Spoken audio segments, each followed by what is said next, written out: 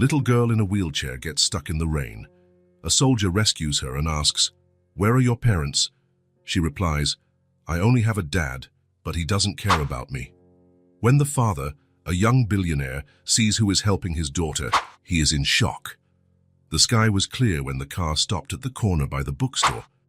Emmy Royce watched through the window as people passed by, hurried as always, some casting curious glances at the little girl in the wheelchair. "I need to take care of something quickly," her father said, turning off the engine and checking his watch. His cell phone had already rung for the third time in the last 10 minutes. "The nanny called in sick, and I have a meeting in an hour.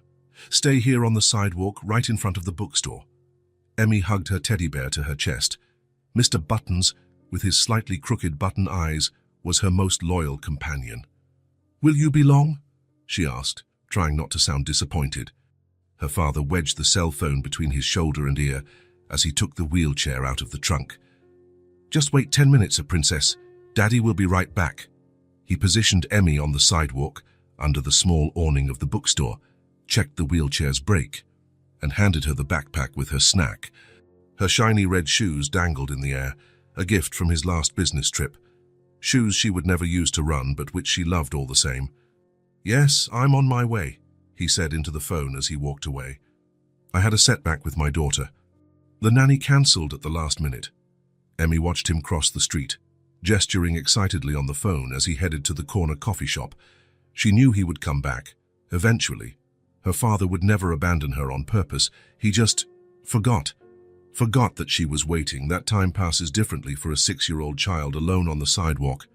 The first 15 minutes passed as she told Mr. Buttons stories about warrior princesses in wheelchairs who saved entire kingdoms.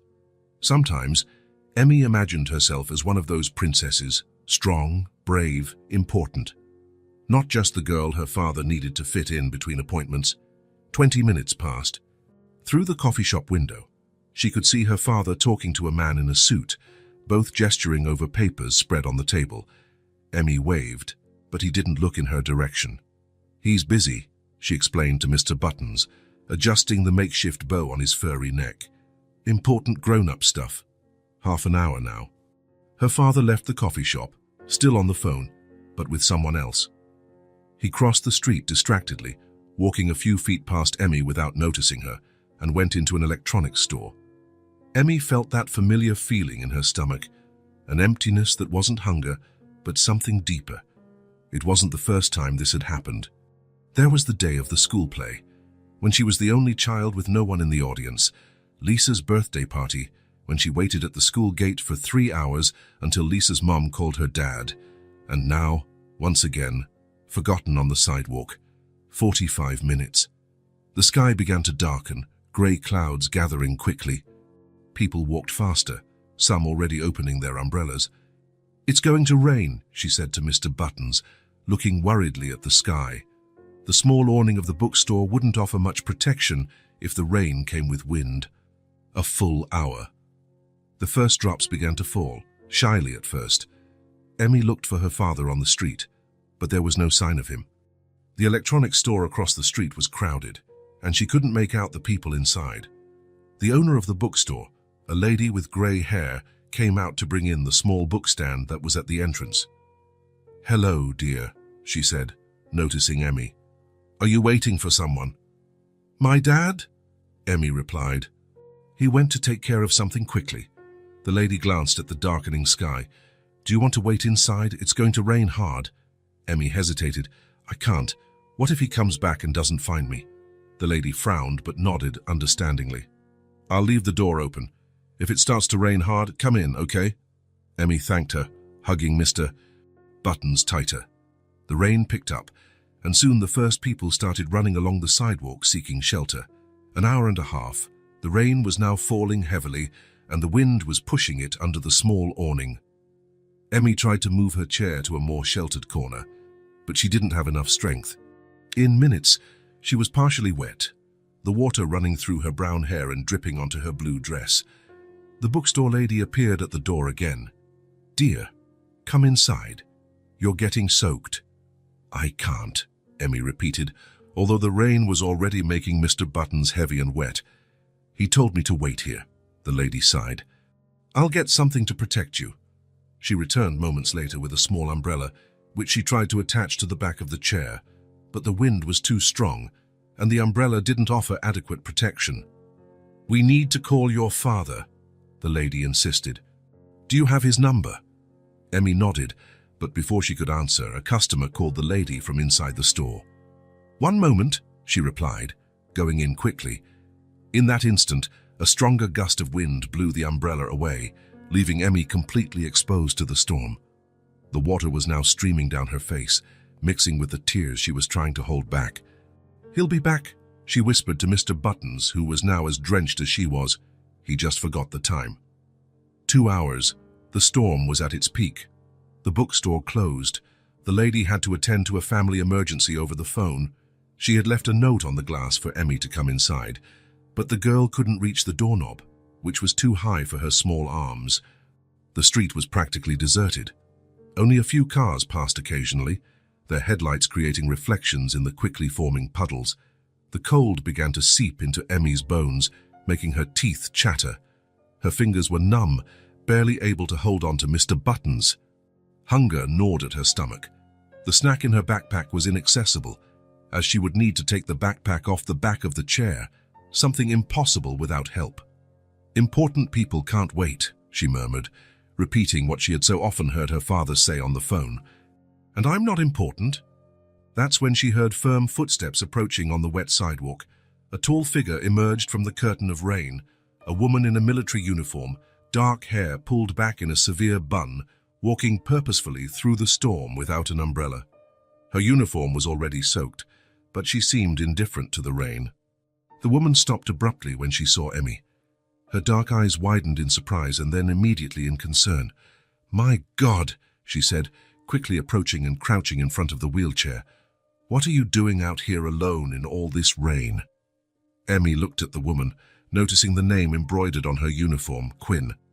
There was authority in her posture, but her eyes were kind. "I'm waiting," Emmy replied, her voice barely audible over the sound of the rain. The woman immediately took off her military jacket and placed it over Emmy's trembling shoulders. "Waiting for whom? How long have you been here?" Emmy clutched Mr. Buttons to her chest. "My dad," she answered. "He said he would be quick." The woman touched Emmy's hands and frowned. "You're freezing," she said, also touching her face. "How long have you been in this rain?" Emmy shrugged. "I don't know. The sun was still in the sky when he left." The woman's concern turned to alarm when she noticed the girl's bluish lips and the constant trembling in her small body. Where are your parents, sweetheart?" she asked, softening her voice even more. Emmy felt something break inside her chest. Maybe it was the cold, or maybe it was the kindness in the stranger's eyes. "I only have a dad," she answered, her voice choked by the cold and emotion. "But he doesn't care about me." Something dark crossed the woman's face, a mixture of anger and compassion that she quickly controlled. "What's your name, dear?" "Emmy. Emmy Royce." "Emmy," the woman repeated with a gentle smile. "I'm Harper Quinn. I'm a soldier." Harper looked around, surveying the deserted street and the storm that showed no signs of letting up. "The nanny got sick," Emmy explained, as if she needed to justify her father's absence. "He had to bring me with him, but he's busy." Harper's face hardened for a moment, but she quickly softened her expression. "For nothing is more important than you, Emmy," she said firmly. "Nothing." It was a beautiful lie, Emmy thought, one of those lies adults tell to make children feel better. But she was already 6 years old enough to know that many things were more important than her. Meetings, phone calls, work, even the coffee her father drank every morning while checking emails, barely noticing her presence. "Do you know your father's phone number?" Harper asked. "We can call him." "I do," Emmy replied, "but my phone's battery is dead." She pointed to the small pouch hanging on the wheelchair. Harper looked at the girl, shivering from the cold, her lips blue and her clothes soaked. She made a quick decision. "It's too cold and rainy out here," she said in a firm but gentle voice. "I'm going to take you to that diner on the corner. We can dry off, you can have something hot to eat, and we'll call your dad from there. What do you think?" Emmy hesitated. "He told me to wait here." "We'll leave a note," Harper replied, gesturing to the closed bookstore. Your health is more important right now. You're shivering, Emmy. The girl looked at the dark sky, the merciless rain, and the empty street. Her father wasn't coming back anytime soon. That painful truth had already settled in her heart, too small for so many disappointments. "Can I bring Mr. Buttons?" she asked, holding up the soaked teddy bear. Harper smiled, a smile that lit up her stern face like a ray of sunshine after the storm. "Of course you can, Mr. Buttons looks like he could use a cup of hot chocolate on too, don't you think?" That small kindness, acknowledging Mr. Buttons as someone important, was what won Emmy's trust. She nodded, allowing Harper to write a brief note and slip it under the bookstore's door. Harper positioned herself behind the wheelchair and began to push it carefully, shielding Emmy from the rain as much as possible with her own body. They crossed the street towards the welcoming lights of the corner diner. The diner was almost empty due to the storm. A bell chimed as they entered, and the warmth of the place enveloped Emmy like a hug she hadn't received in a long time. A middle-aged waiter approached, frowning when he saw the state they were in. "My goodness, you two are drenched. Come, sit by the heater." Harper pushed the wheelchair to a table near a heater. The waiter quickly brought clean towels. "Can 2 hot chocolates, please," Harper requested, "and whatever hot soup you have. And a small saucer for Mr. Buttons," Emmy added shyly, holding up the bear. The waiter smiled. "Of course, a special chocolate for the gentleman." While they waited, Harper helped Emmy dry her hair and placed another towel over her shoulders. Her hands were strong but gentle, and there was an efficiency in her movements that made Emmy feel safe. "Are you a real soldier?" Emmy asked, looking at the soaked uniform. Harper nodded. "Yes, I just got back from a deployment. I'm on leave for a few weeks. Do you fight in wars?" "Sometimes," Harper replied with a soft smile. "Fair, but most of the time, we help people who need it." The hot chocolate arrived, steaming and topped with marshmallows. Emmy wrapped her hands around the mug, feeling the warmth slowly return to her fingers. Harper took out her cell phone. "Let's call your dad now. What's his number?"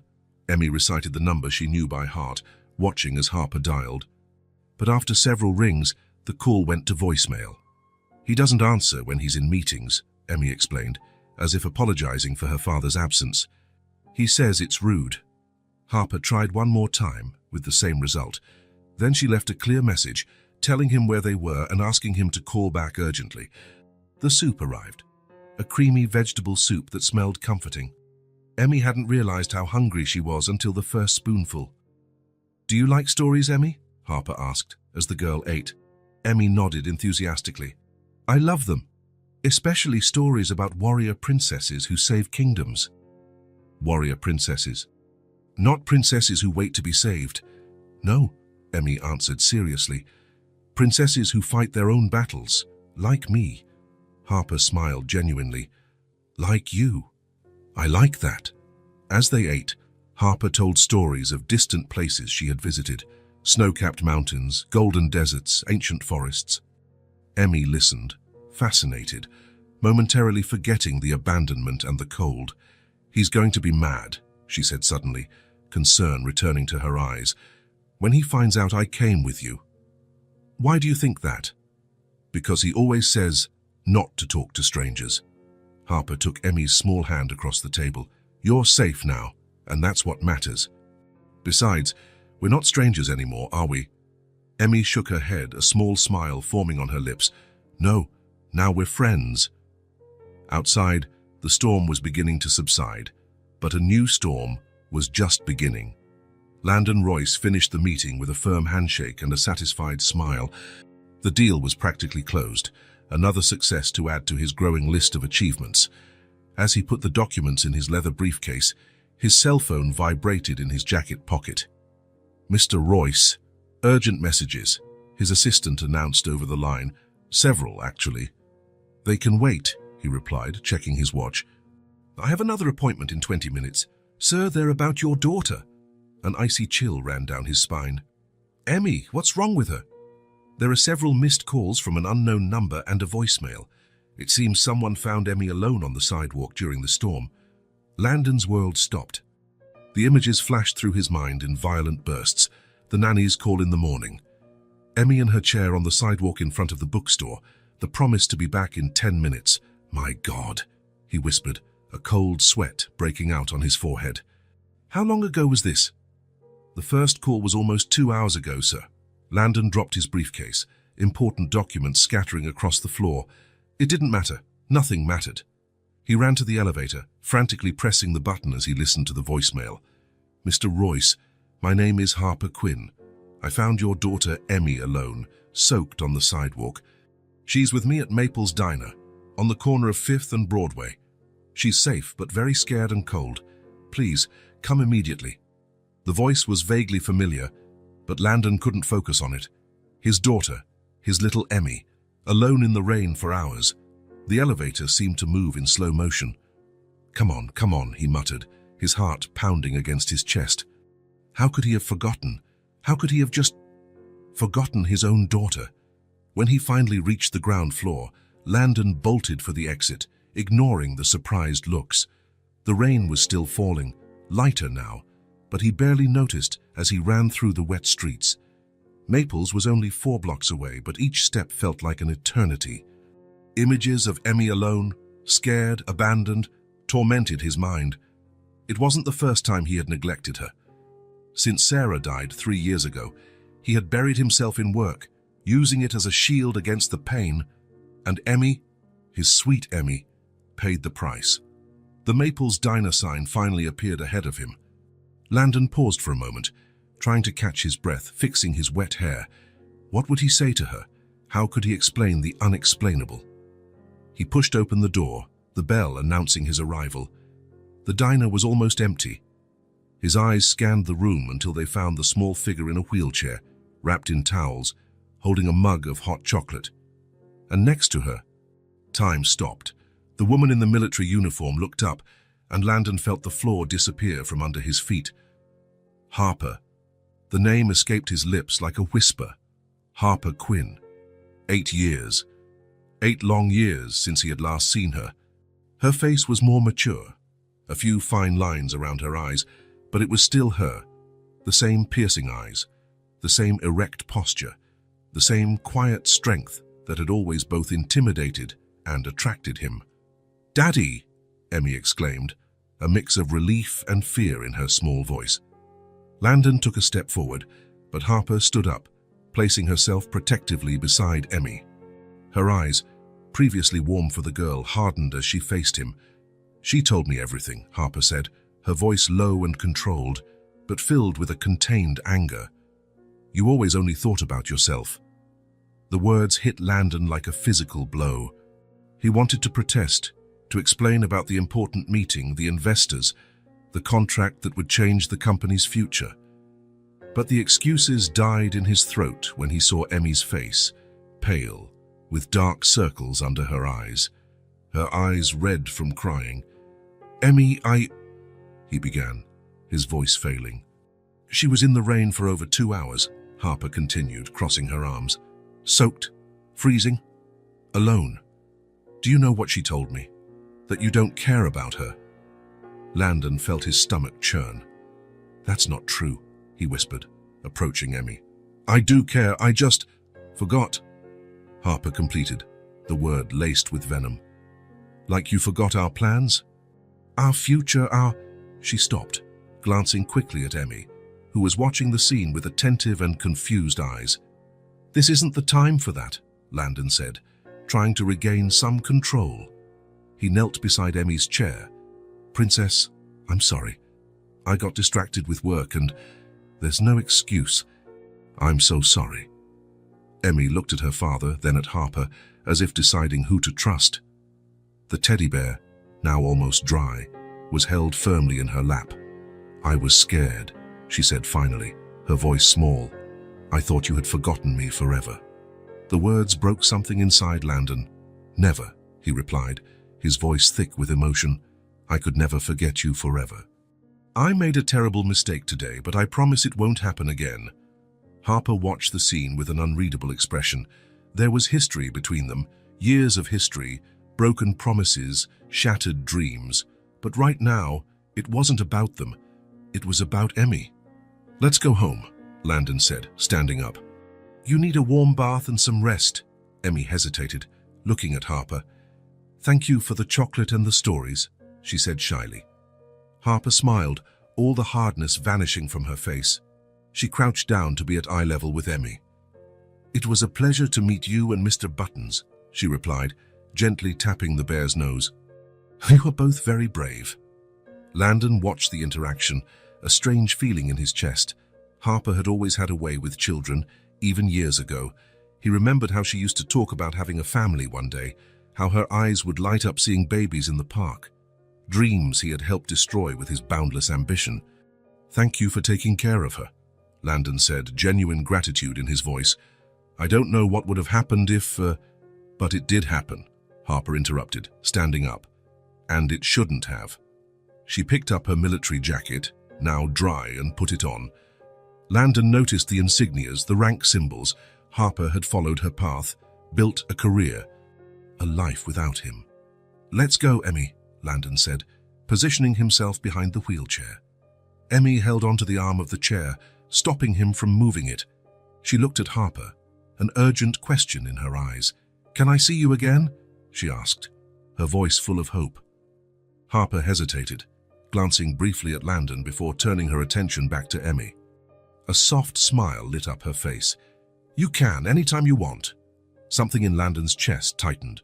Relief, jealousy, gratitude, guilt, all mixed in a confusion of emotions he couldn't decipher. Harper wrote her number on a napkin and gave it to Emmy, who carefully tucked it into the pocket of her still damp dress. Take care, warrior, Harper said, lightly touching Emmy's shoulder. As Landon pushed the wheelchair out of the diner, the rain had stopped completely. The air was clean, as if the storm had washed the world. But inside him, a new storm was just beginning. As he placed Emmy in the car, carefully adjusting the seatbelt, he knew something fundamental had changed. Harper's reappearance, the broken trust in his daughter's eyes, the accusation that he always only thought about himself. The confrontation in the diner was over, but the real battle, for Emmy's trust, for redemption, maybe even for a chance to correct past mistakes, was just beginning. The apartment was dark when the door opened. Landon turned on the lights and pushed Emmy's wheelchair inside, closing the door behind them with a soft click. Silence immediately enveloped them, that characteristic silence of homes where something essential is missing. Let's get you out of these wet clothes, Landon said, trying to sound cheerful as he pushed the chair down the hallway towards the bathroom. A warm bath will make you feel better. Emmy didn't answer. She held Mr. Buttons to her chest, her distant gaze fixed on some point beyond the apartment walls. Since they left the diner, she had barely spoken. She just watched the city go by through the car window, as if looking for something or someone. The bathroom had been adapted when Emmy was born. Grab bars on the walls, a tub with a special seat, everything designed to give her independence. But today, she seemed too small, too fragile for any kind of independence. Nice warm water, just how you like it, Landon commented, adjusting the temperature as the tub filled. He tried to meet Emmy's gaze, but she kept her head down, her fingers stroking Mr. Buttons' damp fur. Carefully, as he had done hundreds of times before, Landon lifted her into his arms and transferred her from the chair to the bath seat. Emmy's slender legs hung limply in the water as he gently removed her soaked dress. We can wash Mr. Buttons too, he suggested, trying to break the uncomfortable silence. He got very wet in the rain. For the first time since they left the diner, Emmy looked directly at him. Her eyes, so much like her mother's, were red and tired. He doesn't like baths, she replied simply, hugging the bear to her chest. Landon nodded, not insisting. With delicate movements, he began to wash his daughter's brown hair, massaging her scalp carefully so the shampoo wouldn't run into her eyes. It was a ritual that used to be accompanied by laughter, made-up stories, and floating toys. Today, there was only the sound of the water and Emmy's soft breathing. That woman, Emmy began suddenly, as Landon rinsed her hair. Harper, do you know her? The question caught Landon by surprise. His hands paused for a moment before continuing their work.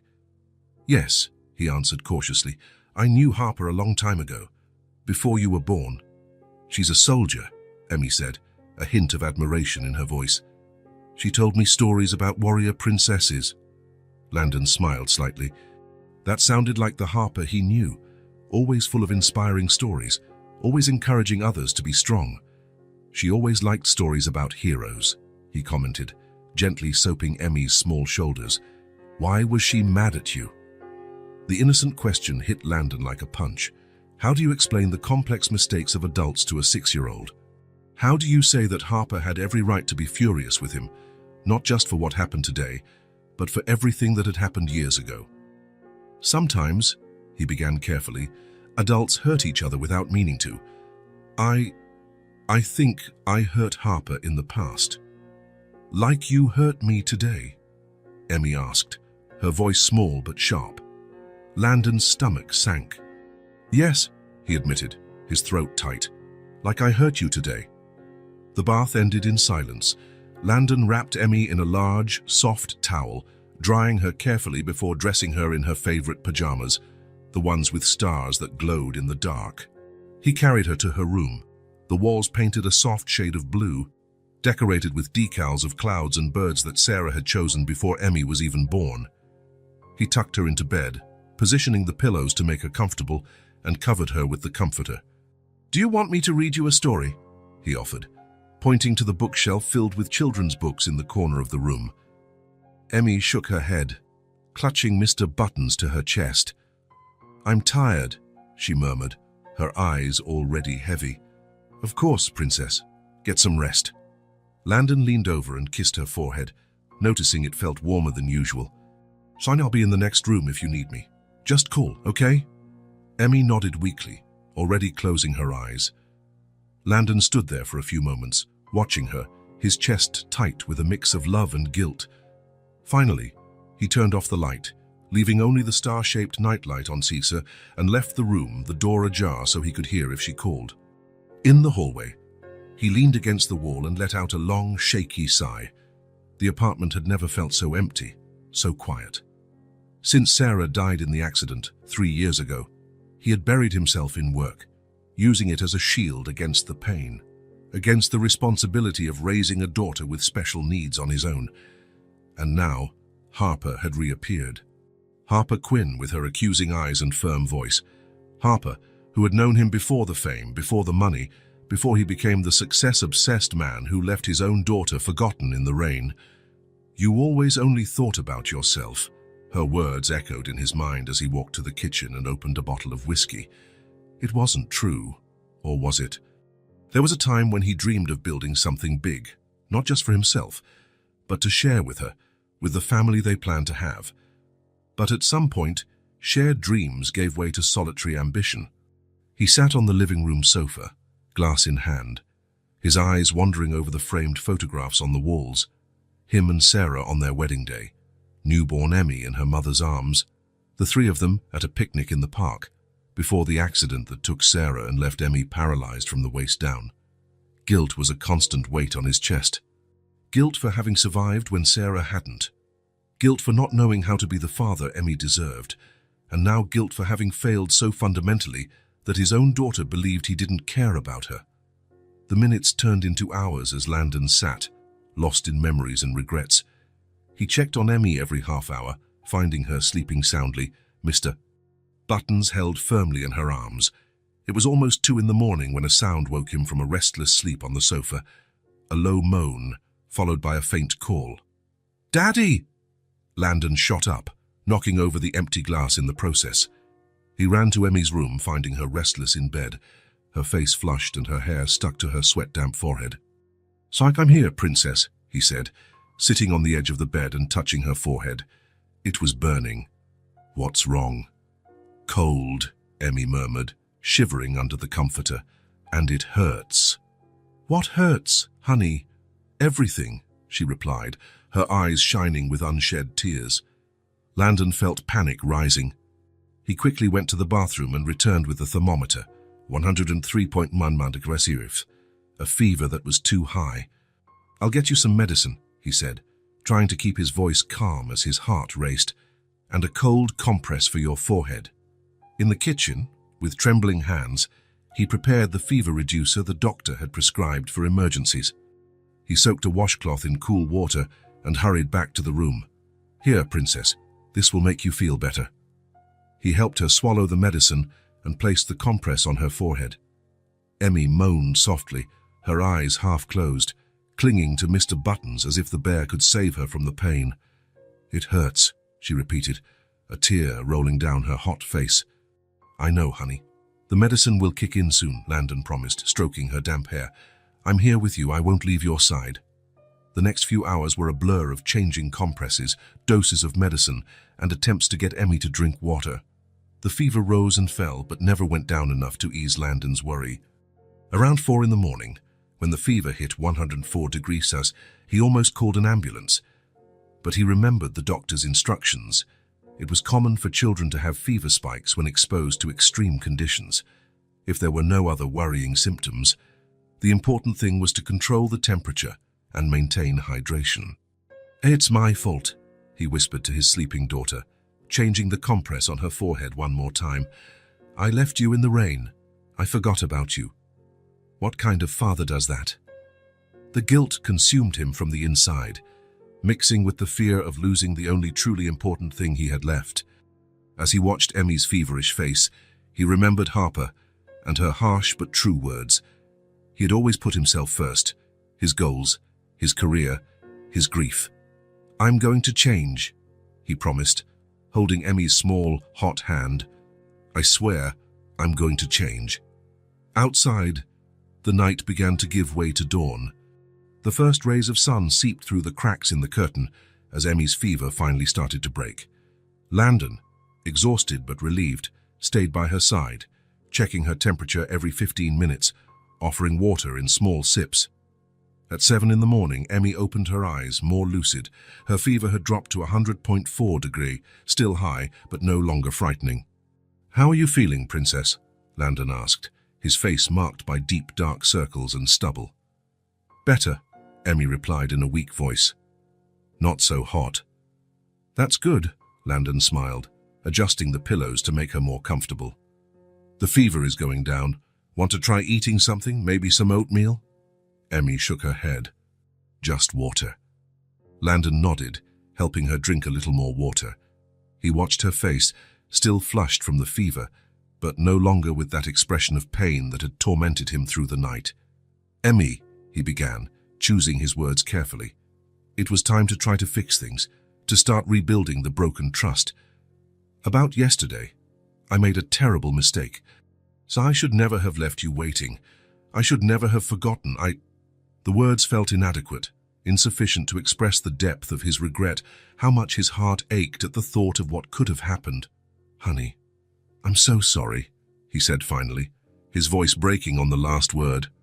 Emmy looked at him for a long moment, her eyes, so much like Sarah's, filled with a hurt no child should know. Then, without a word, she turned her face to the other side, hugging her teddy bear. The silence that followed was more painful than any accusation. Landon swallowed hard, feeling the weight of that simple but devastating gesture. His daughter, always so loving despite everything, now couldn't even look at him.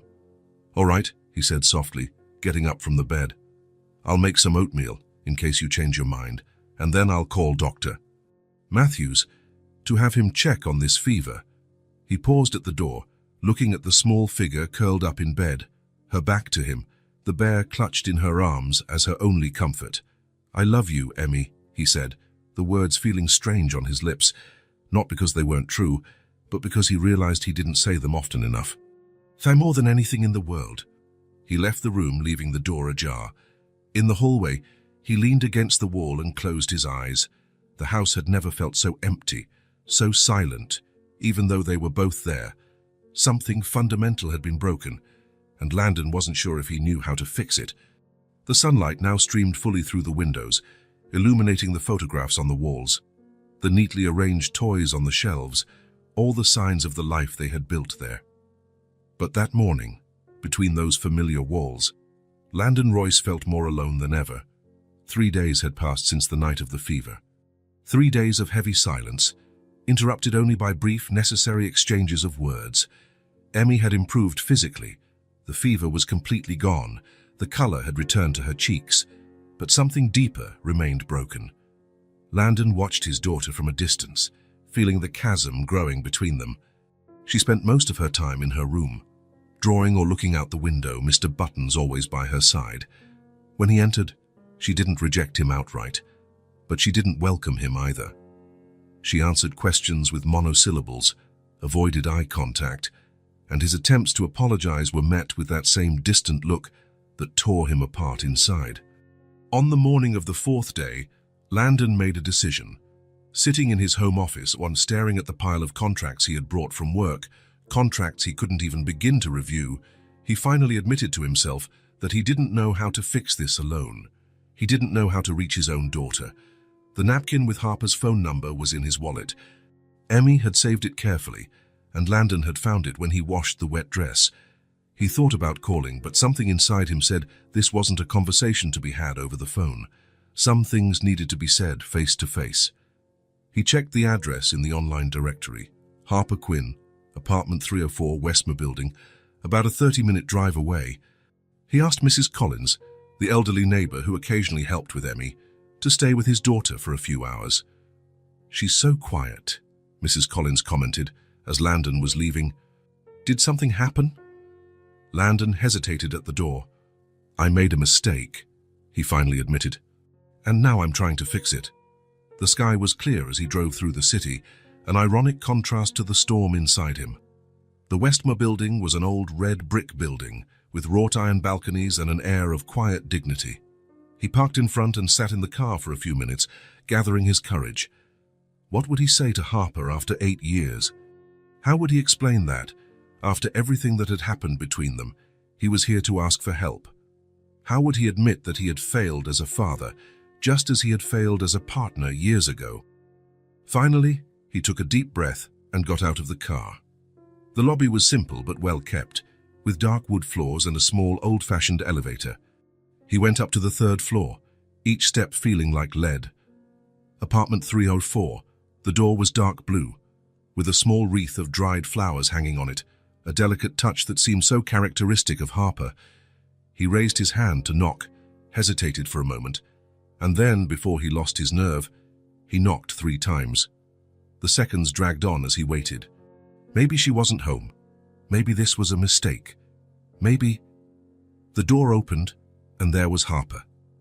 Dressed casually in jeans and a simple t-shirt, her hair down and falling over her shoulders, so different from the uniformed soldier of a few days ago, but still unmistakably her.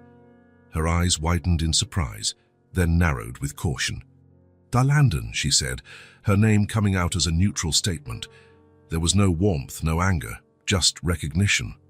"Harper," he replied, suddenly feeling speechless. The whole explanation he had rehearsed in the car seemed inadequate now. Can I come in? I need to talk to you."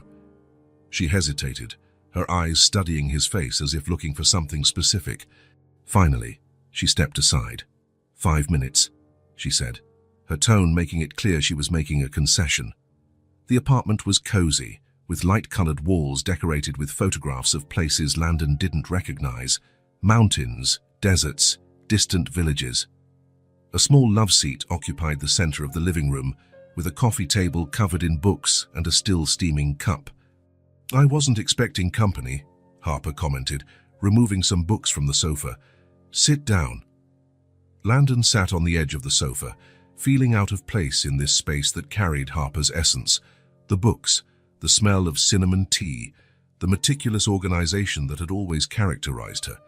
"How did you find my address?" she asked, remaining standing. "Online directory," Landon replied. "I could have called, but..." "But what? I thought you wouldn't answer." Harper crossed her arms, a physical barrier between them. "Maybe I wouldn't have. What do you want, Landon? How is Emmy?" The mention of his daughter broke something inside him. The entire facade of composure he had maintained crumbled.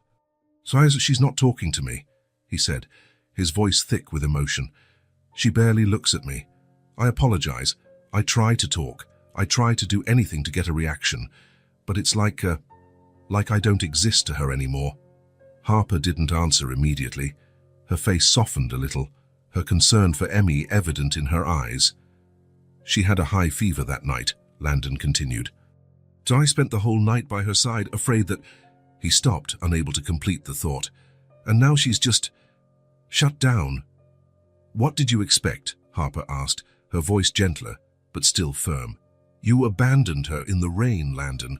For hours, she could have died of hypothermia or been kidnapped. Or, I know, he interrupted, running his hands through his hair in a gesture of desperation. Believe me, I know. Not a minute goes by that I don't think about what could have happened. I have nightmares about it. Harper sighed, finally sitting in the armchair opposite him. Why are you here, Landon? What do you want from me? The direct question caught him off guard, even though it was exactly what he had come for. He looked at Harper, really looked at her for the first time in 8 years. He saw the small lines around her eyes, the thin, almost imperceptible scar above her left eyebrow that wasn't there before, the firmness of someone who had lived and seen a lot since they last met. I don't know how to be a father, he finally admitted, the words coming out as a painful confession. I never did. Sarah was the one who kept everything running, who knew what Emmy needed when she needed it. I was just a helper. And after Sarah died, I got lost. The tears he had been fighting to hold back finally escaped, silently streaming down his face. He didn't even try to hide them. Please, help me, he asked, his voice almost a whisper. Not for me, for Emmy. She likes you. She trusts you in a way she doesn't trust me anymore. And I don't know how to get that back. I don't know how to make her talk to me again. Harper watched him in silence for long moments. Her face was a mask of contained emotions. There was anger there, hurt, but also compassion. Oh, you haven't changed at all, have you? She said finally, her voice soft but filled with an old sadness. Still expecting someone else to solve your problems, for someone else to do the emotional work for you. The words hit Landon like a physical blow, mainly because he recognized the truth in them. Maybe, he admitted, but I'm trying to change. I'm here, aren't I? Asking for help, admitting I don't know what to do. The old Landon would never do that. Harper gave a small, humorless smile. The old Landon was too proud to admit any weakness. But you're only doing this because you've hit rock bottom, not because you've really changed. It's a start, he replied, holding her gaze. I have to start somewhere, Harper. And I'm starting by admitting I need help, that Emmy needs someone who isn't just me. Harper stood up, walking to the window. She stood with her back to him for a few moments, as if deeply pondering the decision she was about to make. I'm not doing this for you, she said finally, turning to face him. I'm doing it for her. An immense relief washed over Landon. Thank you, he whispered, genuine gratitude in his voice. Thank you so much. Don't thank me yet, Harper warned. I'm not promising I'll fix anything. Emmy has been through a lot. The accident, losing her mother, the wheelchair, and now this. That's a lot of layers of pain for such a little girl. Landon nodded, wiping his face. I know. But you have a way with her. She opened up to you in that diner in a way she hasn't opened up to me in months. Harper grabbed her jacket, which was hanging near the door. Let's go then. I don't have all day. Now, Landon asked, surprised by her readiness. Do you want help or not? Harper replied, her hand already on the doorknob. The drive back was in a charged silence. Harper looked out the passenger window, occasionally asking something about Emmy, her routine, her likes, how she was adjusting to school. Landon answered as best he could, painfully aware of how many details of his daughter's life he didn't know. She likes to draw, he said, searching his memory for something significant to share. Mostly warrior princesses in wheelchairs, and she loves adventure stories. Sarah used to read to her every night. And you? Harper asked. Do you read to her now? Landon swallowed hard. Sometimes. Not as much as I should. When they arrived at the apartment, Mrs. Collins informed them that Emmy was in her room, drawing as usual. She looked curiously at Harper, but asked no questions as she said goodbye. Emmy, Landon called, knocking softly on the bedroom door. Can I come in?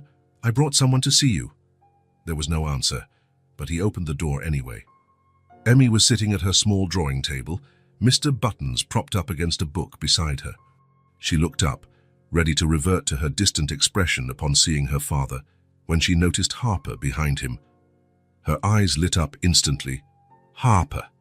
The transformation was so immediate, so complete, that Landon felt a pang of jealousy and relief at the same time. Harper smiled, a genuine smile that reached her eyes. "Hello, warrior," she said, approaching. "How are you feeling?" "Better," Emmy replied, her voice more cheerful than Landon had heard in days. "Look what I'm drawing." Harper leaned in to see the drawing, a figure in a military uniform next to a girl in a wheelchair, both holding what looked like swords. "Is that us?" Harper asked, touched. Emmy nodded, a small smile on her lips. "Oi, fighting monsters." Harper looked at Landon, who remained at the door, witnessing the interaction with a mixture of gratitude and sadness. With an almost imperceptible nod, she indicated that he should leave. "Emmy," Harper said, pulling up a chair to sit beside the girl. "Your dad and I talked to, and I'm going to visit you more often. Would that be nice?" "Yes," Emmy exclaimed, the enthusiasm clear in her voice. Then, as if remembering she was supposed to be upset, her smile faded slightly. "Did he tell you he forgot me in the rain?" Harper nodded, her face serious. "He did. And that was very wrong of him. He always forgets," Emmy murmured, returning to her drawing, tracing strong lines with the colored pencil. "He always has more important things." "It's hard, isn't it?" Harper asked gently. "To feel like you're not the most important thing to someone who should put you first." Emmy nodded, her eyes fixed on the paper. Harper watched her for a moment before asking softly, "Do you want to tell me how you feel?" The question hung in the air for a few seconds. Emmy kept drawing, as if she hadn't heard. But then, without looking up, she began to speak. "He was like that before, too. Before the accident, always working, always on the phone. Mom used to say he worked so hard because he loved us and wanted to give us everything." She paused, her hand stopping on the paper. "But after Mom was gone, he works even more. And I think it's because he doesn't want to be with me." "Why do you think that?" Harper asked, and keeping her voice gentle. Emmy finally looked up, and Harper saw her eyes were filled with tears. "Because it's my fault Mom is gone," she whispered. "It's my fault I'm in this chair." Harper's heart ached. "Why would it be your fault, Emmy?" The girl dropped her pencil, her small shoulders slumping as if carrying an immense weight. "I ended up in the chair after the accident," she said, her voice so low Harper had to lean in to hear. "I asked Mom to go out with me. I wanted ice cream. If we hadn't gone, she would be here." Tears were now streaming freely down Emmy's face. Harper felt her own eyes sting but maintained her composure, knowing the girl needed her strength at that moment. "It's not your fault, sweetheart," she said firmly, taking Emmy's small hands. "It was an accident. Accidents happen, and it's nobody's fault." But Emmy looked down, unable to hold her gaze. The weight of the guilt she carried was visible in every line of her small body. Harper realized that words wouldn't be enough. This was a wound too deep, too old, to be healed with simple assurances. "Sometimes," Harper continued, choosing her words carefully, "we carry burdens that aren't ours to bear. We hold on to pain so deeply that it becomes a part of us. But that doesn't mean we have to carry those burdens forever." Emmy looked at her, a silent question in her eyes. "We'll work on this together, okay?" Harper proposed, offering a gentle smile. "Not today, not all at once, but little by little." "And my dad?" Emmy asked, her voice small. "Does he hate me because Mom is gone because of me?" The question hit Harper like a punch. "No, Emmy, no," she replied, with all the conviction she could muster. "Your dad doesn't hate you. He loves you very much.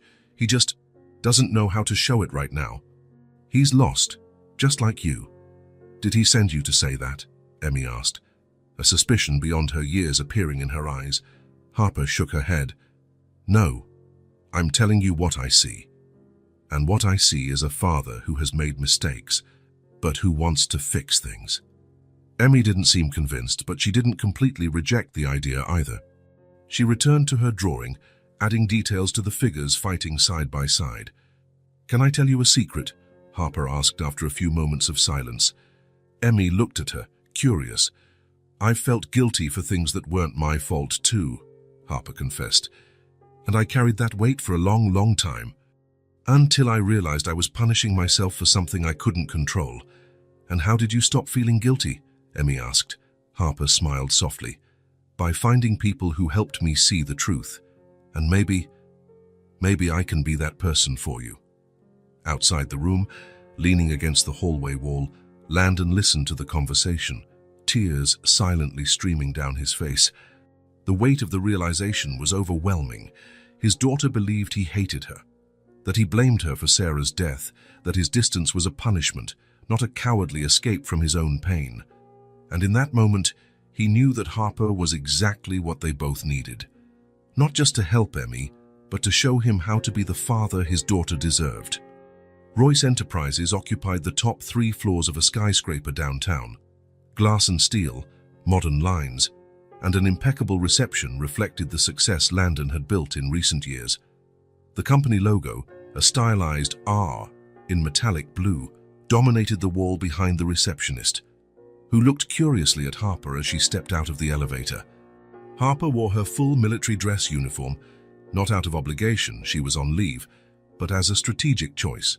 The uniform carried authority, commanded respect, and at that moment, she needed all the strength she could muster. "Can I help you?" the receptionist asked, her professional smile assessing the unexpected visitor. "I need to see Landon Royce," Harper replied, her tone leaving no room for negotiation. "Mr. Royce is in a meeting. Do you have an appointment?" "No," Harper said simply, "but he'll see me. Tell him Harper Quinn is here." Something in her tone made the receptionist hesitate before picking up the phone. She spoke briefly with someone, casting discreet glances at Harper as she waited. "Miss Quinn, Mr. Royce's assistant will come to escort you. Please wait a moment." Harper nodded, standing erect, her hands clasped behind her back in a military posture. Her eyes scanned the room. Everything screamed success, power, money. Everything Landon had ever wanted. Everything he had sacrificed so much for, including his family. A young man in a suit appeared less than a minute later, his face betraying surprise at the sight of the uniformed woman. "Ms. Quinn, I'm James, Mr. Royce's assistant, if you'll follow me." "Is he in a meeting?" Harper asked as they walked down the hall. "Yes, with the investors for the Thames project. It's a very important meeting, but he agreed to see me anyway," Harper completed. The assistant nodded, clearly intrigued. He said to interrupt immediately.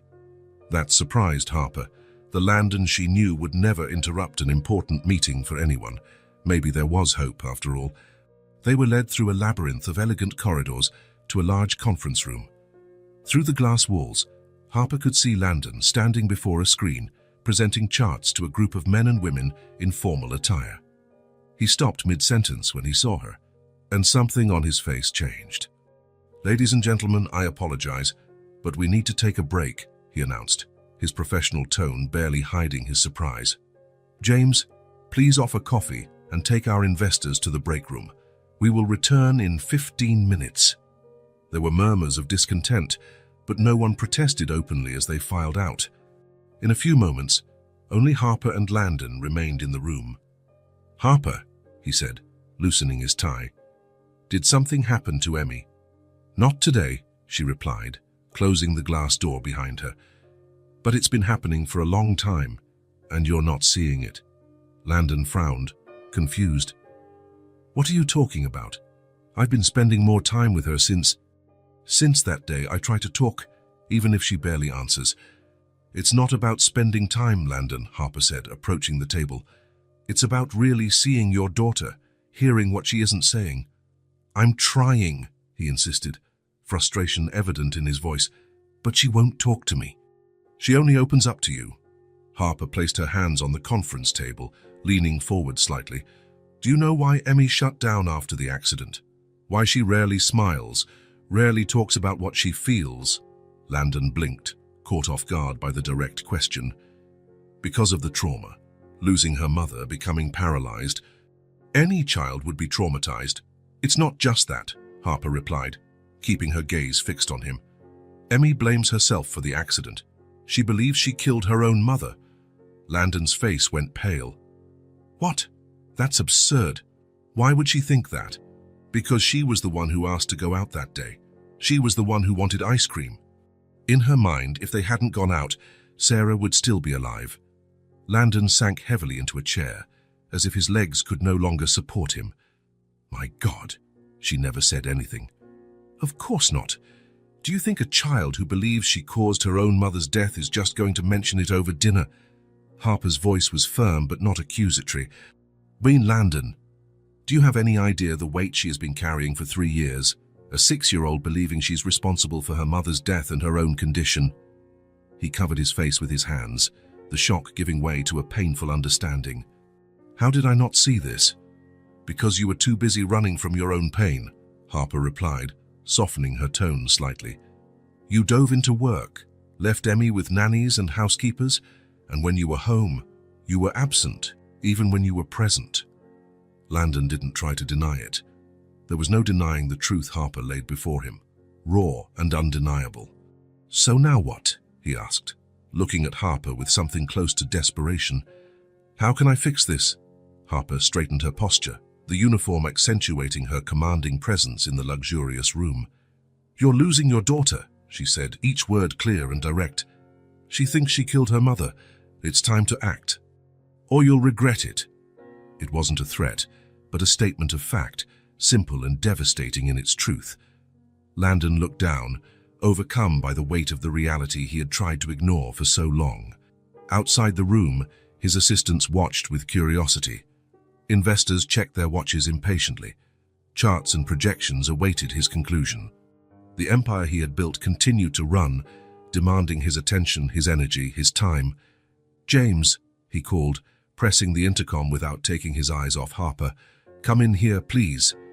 The assistant appeared almost instantly, notepad in hand, ready for any instruction. Cancel everything tomorrow, Landon said, his voice calm but decisive. I'll be out all day. James blinked, visibly surprised.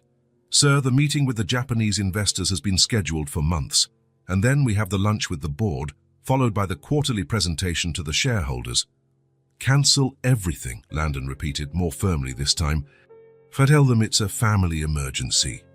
Yes, sir, James replied, casting a curious glance at Harper before leaving. When they were alone again, Harper allowed herself a small smile. It's a start, she conceded, but one day won't fix 3 years. I know, Landon replied, standing up, but it's where I can start. What do you have in mind? Harper walked to the window, looking out at the city below, tiny people hurrying through their lives, cars in constant motion, the world moving on, indifferent to the private dramas unfolding inside that skyscraper. First, you need to lift that burden of guilt from her, she said, turning to face him. She needs to hear from you, specifically from you, that the accident wasn't her fault, that you don't blame her, that you never blamed her. I never blamed her, Landon protested. How could she think that? Because you never said otherwise, Harper replied simply. And in silence, especially for children, the worst fears grow. Landon nodded slowly, painful understanding in his eyes. And after that, one step at a time, Harper said. She needs to feel safe again. Loved, unconditionally. She needs to trust that you won't disappear, won't forget her, won't put anything else before her. Outside, James was making gestures indicating that the investors were getting impatient. Landon ignored him. I can finish this meeting in 20 minutes, he said. And then I need your help to plan for tomorrow. It will be just for Emmy. No phone, no work. Harper nodded, approving the decision. I'll be there tonight to help. As Landon called the investors back in, Harper watched him with a mix of cautious hope. The man before her was no longer the ambitious young man she had known so long ago, nor the cold executive who had forgotten his daughter in the rain. He was someone in between, someone struggling to find balance, to learn from past mistakes. The battle would be long, and the outcome uncertain. But for the first time since she had re-encountered Landon, Harper felt that maybe, just maybe, there was hope for Emmy, and that was all that mattered. The clock read 5:30 when the apartment door opened. Normally, this time would find Emmy having dinner with the nanny, but not today. Good evening, Mrs. Martinez, Landon said, surprising the nanny in the kitchen. You can leave early. I'll take it from here. The woman looked at him in astonishment. Are you sure, Mr. Royce? Dinner isn't ready yet, and I'm sure, he interrupted gently. Where's Emmy? In her room, drawing as usual. Landon headed to his daughter's room, pausing at the ajar door. Emmy was focused on her drawing, Mr. Buttons propped up against a book beside her. The late afternoon light created a golden halo around her brown hair. He knocked softly. "Can I come in?" Emmy glanced at him briefly and returned her attention to the drawing without responding. Landon entered, leaving his jacket on a chair and loosening his tie. "Can I stay here with you?" he asked, approaching cautiously.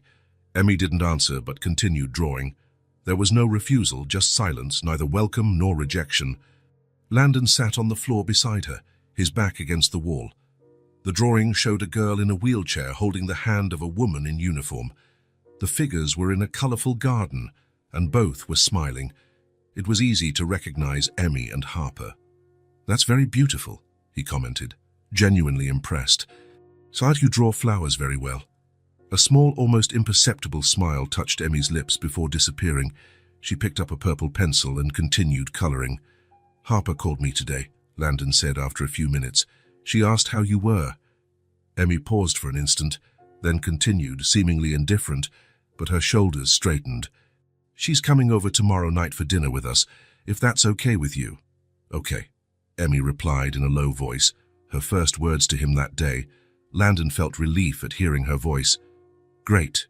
We can order that pizza you like." The silence returned, but it was less heavy. Landon watched as Emmy completed her drawing, adding a bright sun in the corner of the paper. They didn't speak again, but there was something comforting in just being there, sharing the same space.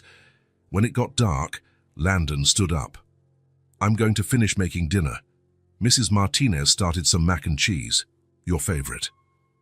Emmy nodded without looking at him, but as he was at the door, she spoke again. "Can you leave the light on?" she said, pointing to the nightlight. "Of course, Princess Yont," he replied, feeling a flicker of hope at the small request. They had dinner together, the conversation still minimal. Landon told her about a bird that had landed on his office window, and Emmy listened attentively. Afterwards, he helped her with her bath and put her to bed, reading a short story before saying goodnight. As he closed the bedroom door, Landon felt a determination growing inside him. Harper was right. His daughter needed him now more than ever. The next morning brought a clear sky.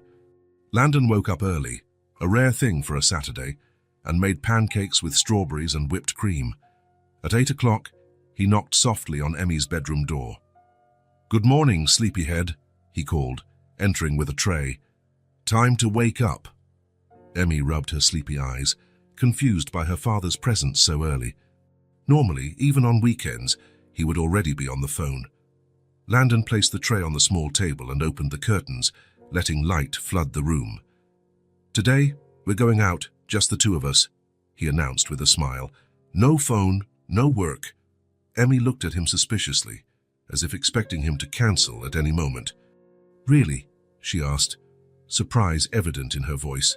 Landon sat on the edge of the bed, holding her gaze. "Today is all yours." Something changed in Emmy's eyes, a sparkle he hadn't seen in a long time.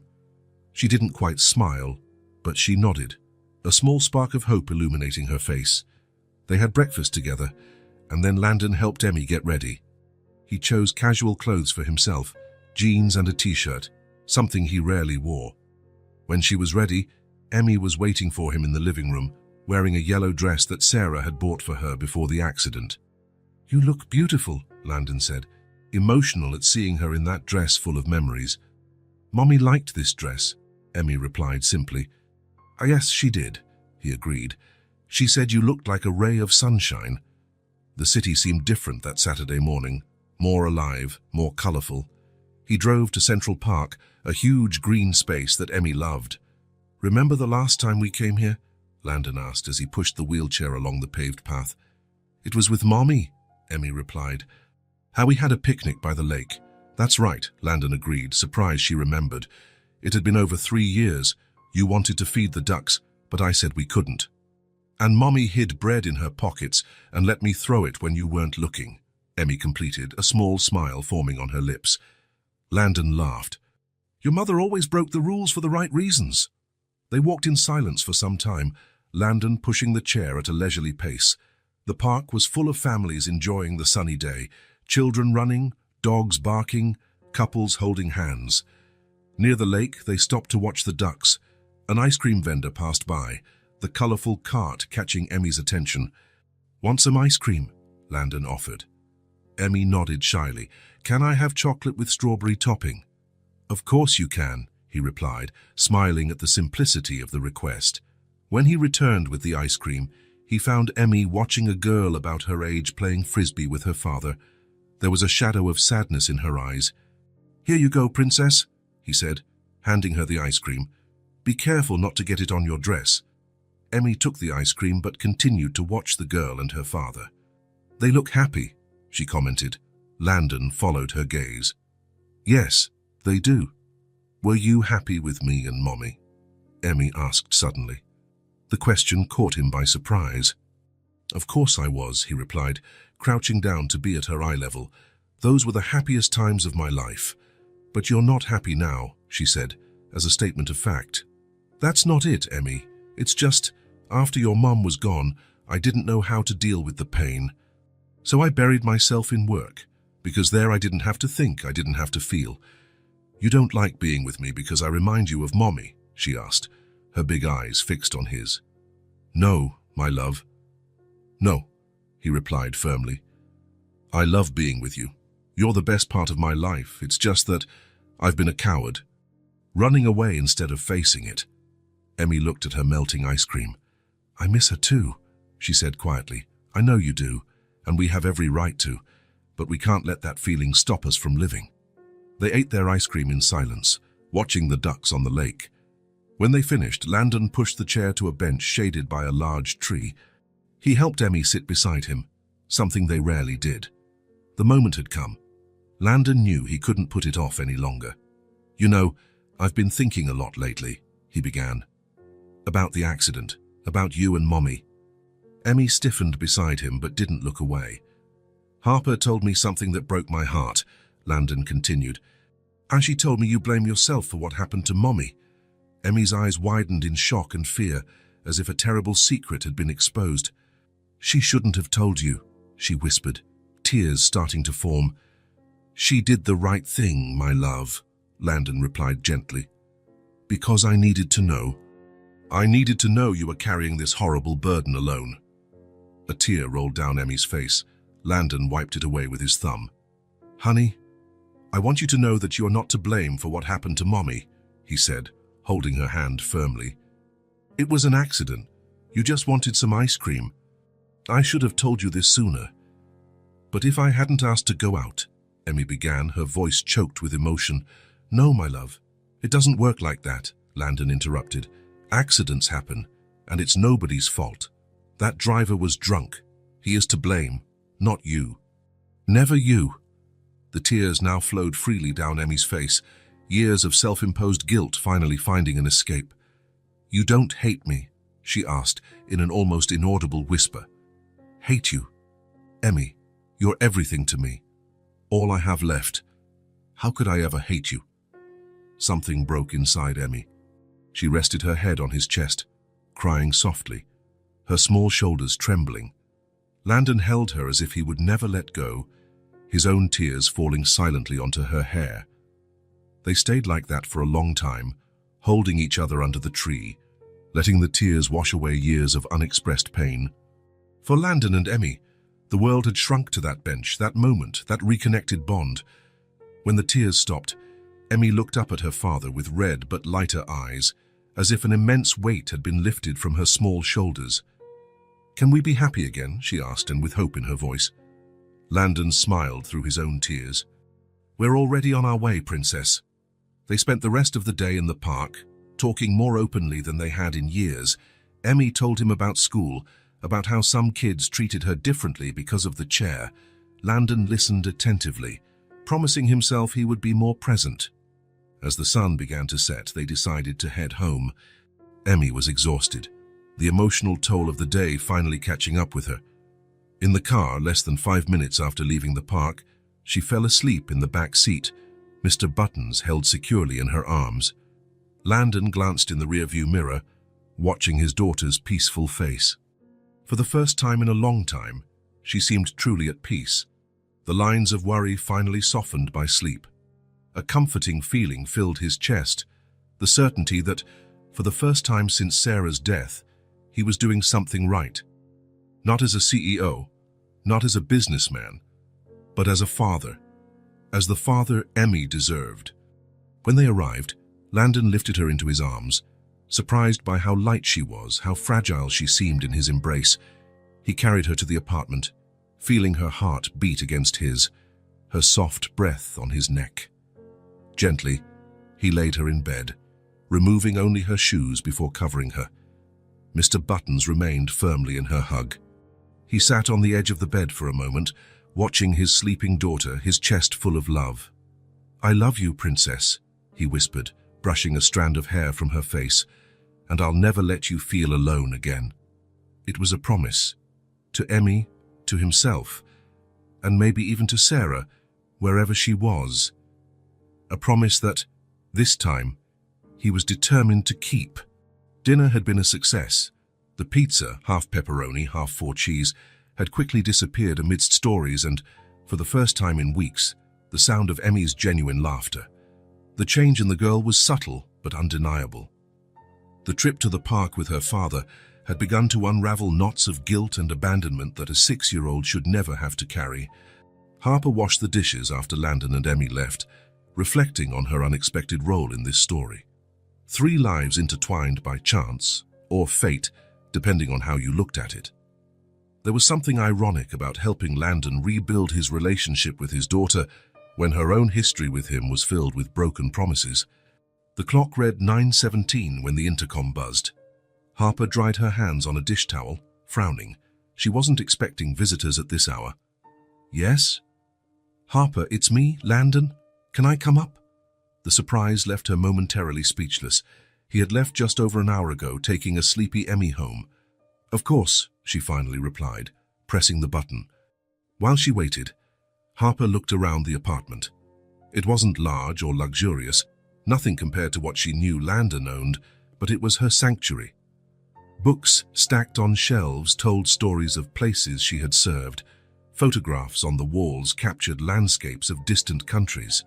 Small souvenirs brought back from humanitarian missions gave the space a unique personality.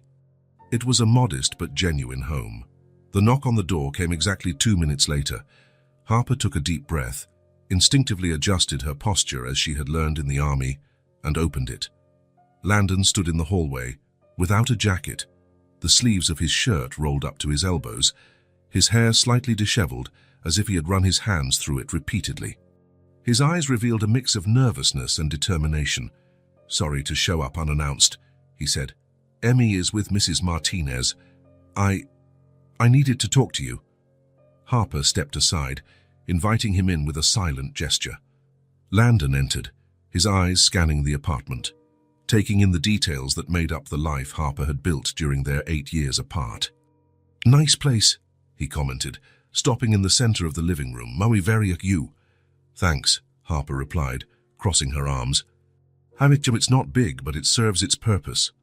Landon nodded, his gaze shifting to one of the photographs on the wall. Harper with a group of children in some dusty, sunny place, all smiling despite the difficult circumstances the scenery suggested. "Where was this?" he asked. "Sudan," she replied. "Peacekeeping mission 3 years ago. We helped build a school and a medical post." Landon continued to look at the photo. "They look happy despite everything." "Children are resilient," Harper said. "More than we imagine. Like Emmy." The mention of his daughter seemed to bring Landon back to the present, to the purpose of his visit. He turned to face Harper, his hands fidgeting by his sides. "She's different," he said. "After the trip to the park, after we finally talked about the accident, it's like a weight has been lifted from her shoulders." "It was too heavy a burden for a child to carry alone," Harper replied, "especially believing you blamed her." "I never," he started but stopped. "You're right. I never explicitly said I didn't blame her, so she assumed the worst. Kids do that." A silence settled between them, not completely uncomfortable, but filled with unsaid words, interrupted stories, a shared past that both had tried, unsuccessfully, to leave behind. "Harper," Landon finally broke the silence, his voice softer than she remembered. I came to thank you. And to ask for forgiveness. And I wanted to try to make things right with you, too. The words hung in the air between them, laden with implications. Harper felt her heart race, a mix of conflicting emotions surfacing, caution, hope, fear, and something else she didn't want to name. Make things right, she repeated, keeping her voice controlled. Landon, it's been 8 years. We're different people now. I know, he replied. Believe me, I know. But seeing you with Emmy, how she trusts you, how you understand what she needs even when she doesn't say it, it made me realize how much I lost, how much I threw away. Harper walked to the window, looking out at the city lights. She remembered nights in military tents, staring at starry skies in distant deserts, wondering if she had made the right choice in leaving him, if the path she had chosen to heal her wounds had been the best one. You didn't throw it away, she said finally, her voice lower. You chose your career, your ambitions. And I chose to walk away. She turned to face him, years of repressed feelings finally finding expression. I left your life because I couldn't take it anymore. You would make plans and cancel at the last minute. I felt invisible. Living for your work destroyed me. Later, I found out I was pregnant, but I lost it. And then, nothing made sense anymore. I enlisted in the army to try to help other people and forget my own trauma. Landon's face went completely pale. He staggered as if he had taken a physical blow, leaning against the nearest wall to steady himself. Pregnant, he repeated, his voice almost inaudible. We were going to... And you never told me. I was going to tell you that night, Harper replied, the memory still painfully vivid. March 17th. I had prepared everything. Your favorite dish, red wine for you, a small wrapped gift with the pregnancy test inside. You called an hour before saying an important client had come up, that you had to reschedule, that you'd make it up to me over the weekend. She paused, the old pain resurfacing with a surprising intensity. It was the last straw. I realized it would always be like that. Me waiting, you cancelling, our son or daughter learning from an early age that their father's work would always come first. Harper, I didn't know, Landon said, his voice choked. If you had told me. What? Would it have been different? She asked, without accusation, just genuine curiosity. Would you have ditched that important meeting? Would you have rearranged your priorities? Landon opened his mouth to answer, but closed it again. The truth hung between them. He probably wouldn't have changed, not back then, not being who he was. And the baby, he finally asked, his voice breaking on the last word. Harper took a deep breath, the old sorrow still present, but softer now, worn down by time. I lost it 2 weeks later. Maybe the stress of the breakup, maybe it just wasn't meant to be. The doctors said it happens sometimes, for no apparent reason. She saw the tears begin to stream down Landon's face, silent and heavy. She made no move to comfort him. That pain was his to feel, just as hers had been to carry alone for all these years. Why didn't you come to me after? He asked. Even if we were separated, I had a right to know. A right? Harper repeated, a spark of irritation flaring. Maybe. But I was devastated, Landon. Devastated from losing you, from losing the baby, from watching all my dreams fall apart at once. I wasn't thinking about rights. I was trying to survive. Landon nodded slowly, tears still marking his face. When I enlisted, it was like starting from scratch, Harper continued, her voice softening. Show the intense physical training, the discipline, the structure. It was exactly what I needed. And then, on missions, helping people who had lost everything, I found a purpose, I found healing. And I dove even deeper into work, Landon said, wiping his face with the back of his hand. I built the company, made a fortune, married Sarah because she seemed to understand my ambition to have the same goals. Did you love her? Harper asked, surprising herself with the question. Landon considered for a moment. Yes, in my own way. Not like I loved you. But there was affection, respect. She was brilliant, determined. We understood each other. He paused, staring into the void. After she died and Emmy was left in the wheelchair, I didn't know how to cope. I sank even further into work, using it as a shield, and I ended up doing to my daughter exactly what I did to you, putting her second, making her feel invisible. Harper looked at the man before her, no longer the ambitious young man full of dreams and promises, nor the cold, calculating executive who prioritized business over relationships, but someone in between. Someone trying to find balance, trying to learn from past mistakes. And now, she asked, "What do you want, Landon?" He looked up, meeting her gaze. There was a vulnerability in his eyes she had never seen before. "I never forgot you. Never. Can we try again? Emmy really likes you. And so do I." The sincerity in his voice, the humility in his words, caught Harper off guard.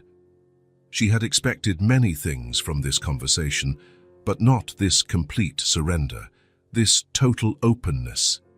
"Landon, it's not that simple," she replied after a long moment. "We can't just pretend the last 8 years didn't happen." "I'm not asking for that," he said, taking a hesitant step towards her. "I don't want to erase the past. I want to build something new, something better, with everything we've learned, with all the scars we carry." "And Emmy," Harper asked, "she has to come first. She's been through too much loss already."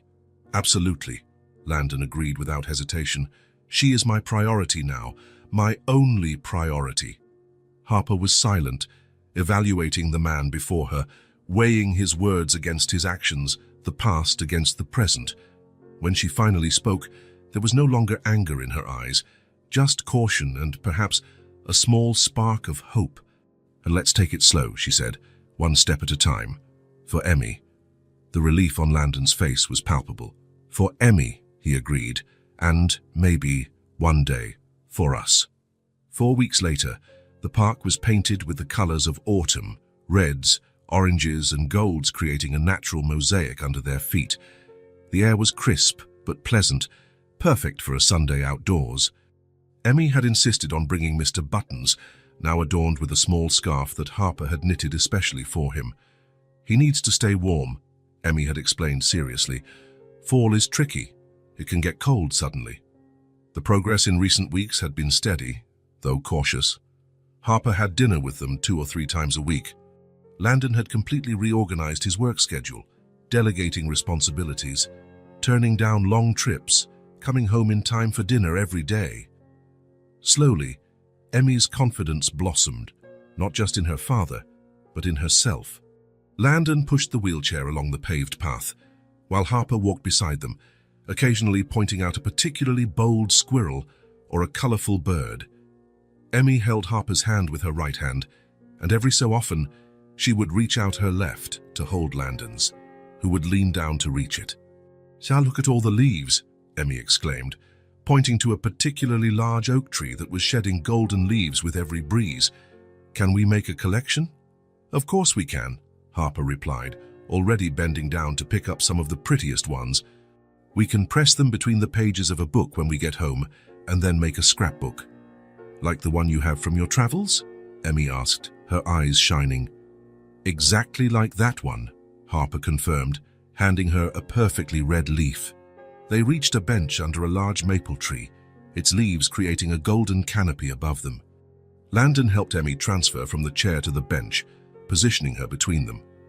"I have a story to tell," Harper announced, as she organized the collected leaves.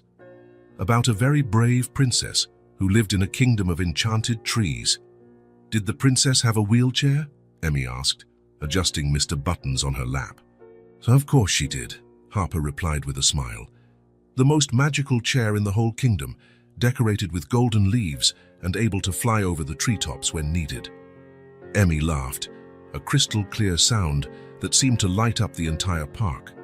Harper began her story, elaborating on fantastic details about the adventures of the warrior princess and her faithful companion, a talking teddy bear who gave wise advice at the most critical moments. Landon watched the two of them, a sense of gratitude and peace spreading through his chest. It wasn't perfect. There were still hard days, moments when the past weighed heavily, when absences were felt. Emmy still faced daily challenges with her condition, still had occasional nightmares. He and Harper were still learning to navigate their reborn relationship with caution and honesty. But there was something here, in this simple moment in the park, that seemed almost miraculous, a second chance that none of them had expected to find. When Harper finished her story, Emmy applauded enthusiastically, making Mr. Buttons applaud too. "My turn to tell one," Landon said, surprising them both. "Once upon a time, there was a very foolish man who thought success meant money and power."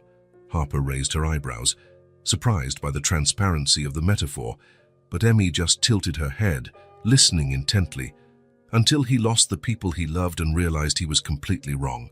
Landon continued, "Not true success was being with the ones you love, creating memories, sharing moments like this." Emmy smiled, leaning against her father's arm. "And did the man learn his lesson?" she asked. "He's learning," Landon replied, meeting Harper's gaze over the girl's head. "A little more each day." Harper smiled, a genuine smile that reached her eyes. She reached her hand over Emmy's shoulders, gently taking Landon's. It was a small, almost casual gesture, but filled with meaning. A silent acknowledgement of the path traveled and the journey still ahead. The sun was beginning to set, painting the sky in shades of orange. A gentle wind stirred the leaves above them, some falling like silent blessings on their shoulders. Emmy lifted her face, trying to catch a particularly beautiful leaf that danced in the air. True love doesn't erase the past, but it builds a present where no one feels alone. It was a lesson they had learned the hard way, through loss and pain, through years of separation and regret. But now, sitting on that bench, under the golden light of autumn, they knew that the future, whatever its form, would be faced together. If this story touched your heart, subscribe to the channel and turn on notifications so you don't miss the next ones. Leave a like, because it helps this story get recommended to more people. See you in the next story.